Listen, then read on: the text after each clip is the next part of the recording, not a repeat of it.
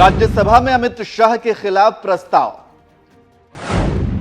जयराम रमेश ने पेश किया विशेषाधिकार प्रस्ताव। उपराष्ट्रपति ने प्रस्ताव को किया खारिज।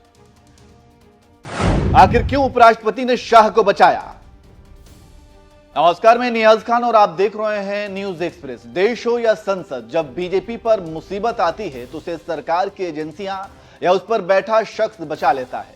इसके अनेकों उदाहरण हैं जिससे सरकार को बचाते देखा जा सकता है। वह ऐतिहासिक कांड तो आपको याद होगा जब राज्यसभा के सभापति जगदीप धनखड़ को पद से हटाने की मांग के लिए विपक्ष की ओर से प्रस्ताव लाया गया, लेकिन हरिवंश ने अविश्वास प्रस्ताव के नोटिस को खारिज यह कहकर कर दिया था कि इसमें स्पेलिंग मिस्टेक है। अपने फैसले में राज्यसभा के उपसभापति हरिवंश ने नोटिस के बारे में कहा था, इसमें कई खामियां थी। नोटिस को अधिक लापरवाह ढंग से तैयार किया गया है। नोटिस जिसे लिखा गया है उसके नाम का उल्लेख नहीं है। यहां तक कि पूरी याचिका में उपराष्ट्रपति के नाम की स्पेलिंग भी गलत है। इसके साथ संबंधित दस्तावेज संलग्न नहीं है। साथ ही बिना किसी प्रामाणिकता के मीडिया रिपोर्ट्स के आधार पर इसे तैयार किया गया है। तो आपने समझ लिया होगा कि कैसे धनखड़ के खिलाफ राज्यसभा में विपक्ष अप्रस्ताव ला रहा था और उसे किस तरह से कैंसिल किया गया। अब ठीक उसी तरह से प्रस्ताव एक बार फिर अमित शाह के खिलाफ आ रहा था, लेकिन इसे धनखड़ ने खारिज करके अमित शाह को बचा लिया। बात दरअसल ये थी कि राज्यसभा में कांग्रेस सांसद जयराम रमेश अमित शाह के खिलाफ विशेषाधिकार हनन नोटिस लाना चाहते थे, लेकिन उस प्रस्ताव को उपराष्ट्रपति ने खारिज कर दिया। रमेश ने आरोप लगाया था कि शाह ने आपदा प्रबंधन विधेयक 2024 पर बहस के दौरान कांग्रेस संसदीय दल की अध्यक्ष सोनिया गांधी पर आक्षेप लगाए थे।